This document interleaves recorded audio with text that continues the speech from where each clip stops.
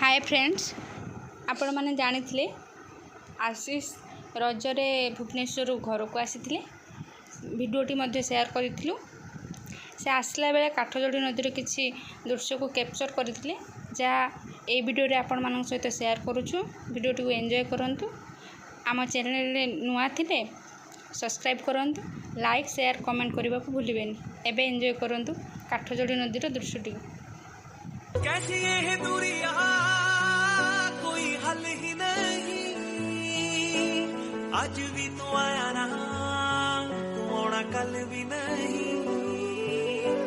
चिट्ठियां भी पाइया मैं, तू तो पढ़िया ही नहीं।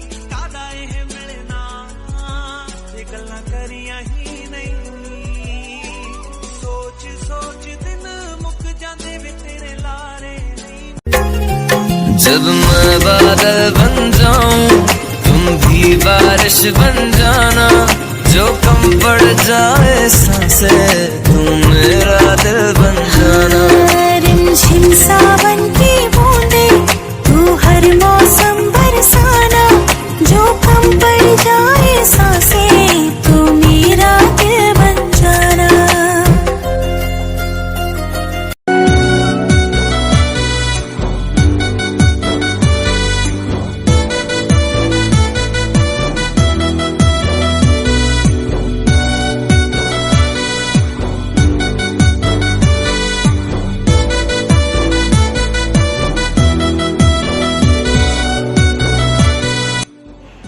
भिडियोटी केमिति लागला कमेंट करी कहिबे। भलरे रुहंतु, सुरक्षित रुहंतु। जय जगन्नाथ।